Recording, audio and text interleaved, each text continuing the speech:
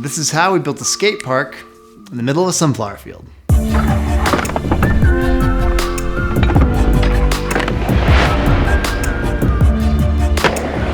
If you haven't been to this channel before, my name is Ryan McDowell. Thanks for joining. I like to create and make all sorts of fun stuff. And this channel is a lot about me learning and sort of taking you along with us as we make stuff. I always wanted to be a skateboarder, and I'm pretty terrible at skateboarding, although I love doing it. Now as a filmmaker, something that I've wanted to do is make a skate film. You see a lot in skateboarding videos nowadays, this like shaky cam or like a old DV camcorder. You get a lot of that grain and texture, which is cool. It's definitely a cool vibe, but I wanted something different. I wanted to go the more like Red Bull route where things are like very airy and beautiful and unique. One day I was driving through Northern California and there's loads of sunflower fields all over Northern California. And I just had this sort of daydream of seeing skateboarders like sort of appearing above the sunflowers. I thought, I can make that happen. With any project that I want to do that involves agriculture, I called up my farmer friend Mitch, his family owns River Vista Farms in Colusa, California. I know that he grows sunflowers, so I asked him, would it be possible to build a skate ramp in your sunflower field? My major concern would be that we would be damaging a large part of his crops, but he assured me that the amount of space that a skate park would take in a sunflower field would only be about $8 worth of sunflowers. So thank you for donating your sunflowers and your time and your farm, Mitch. Actually, with this view, I'm already kind of pitching a tent myself, so. Shooting at these farm locations in general can be pretty difficult because there's very specific times that you have to film things to be in full bloom. It turned out to be a pretty challenging project, actually. I called Mitch earlier in the year and he was really excited about it and wanted to put it together. He said, hey, yeah, like come out between like mid-June to mid-July. There'll be a point in there where we have a bunch of different sunflower fields and they'll be kind of blooming at different times, which will work out great. But because of the extreme weather patterns we've had in California the last few years, they actually ended up planting kind of all at once. So all of the sunflowers were blooming all at once. Fast forward towards June, I thought we had a fair amount of time. Mitch called me and said, we have about a week to 2 weeks to film this thing. So at that point, we didn't really have anything put together. And we had to make this decision, are we gonna be able to pull this thing off in 1 or 2 weeks? And we thought we'd try. The two things that I knew we would need, people who had expertise building ramps and people who could actually skate good enough to make it interesting. So I reached out to Zach at Street Ramps, and they do all sorts of things from like skate parks to custom ramps for people's backyards. And he was super excited and all about it. So we had a ramp.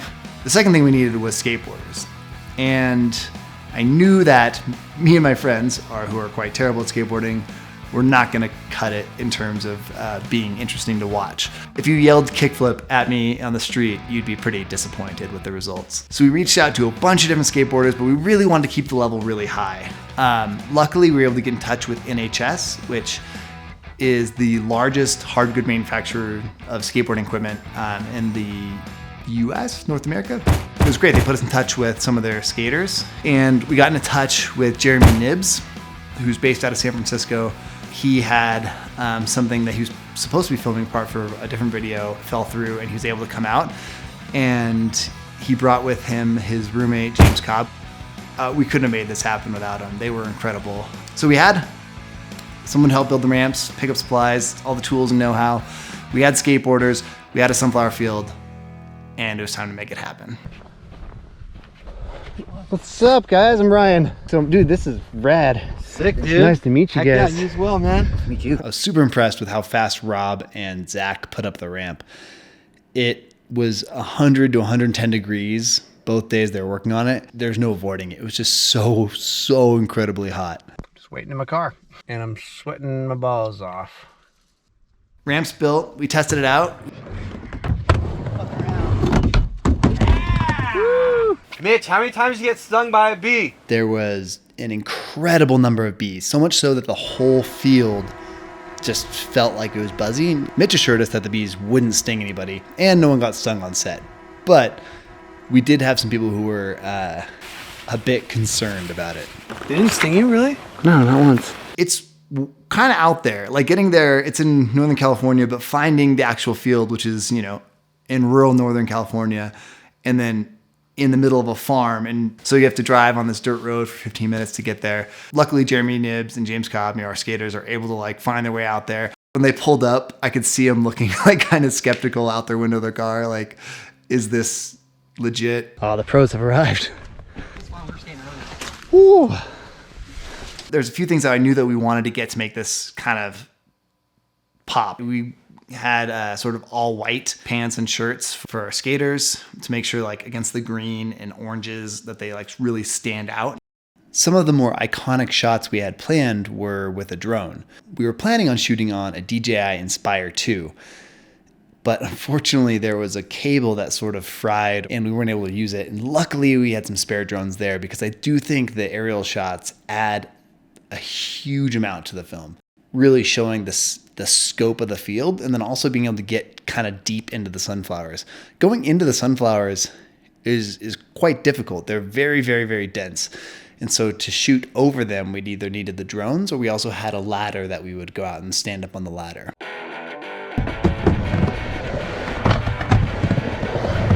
And from there, we just kind of shot and hung out and skated.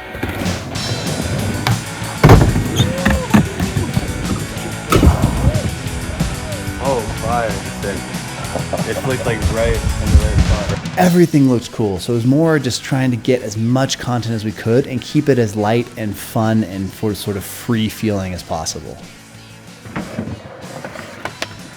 Once it started getting dark, we popped champagne and got some pizza, and everyone just sort of took turns, you know, trying out skating. Some of us had skated in the past, and so it's fun to like skate again. One of the producers on the project, my friend Jason, insisted that he wanted to skate, and so we have some clips of him attempting that relatively unsuccessfully. Oh man. Oh, yeah, here we go. We were out there until it got completely dark and started getting late, and everybody wrapped up and went home. So when we finished it up, Santa Cruz actually distributed it for us and put it on their Instagram page. These are the type of projects that you look back and say, I'm lucky to have gotten to do this, and I'm excited to do it again. So hopefully this opens up some doors with, I'd love to shoot again with James and Jereme, or with Santa Cruz, or anybody over at NHS, and just make more art. On that note, if you want to see more, maybe follow the channel and check it out.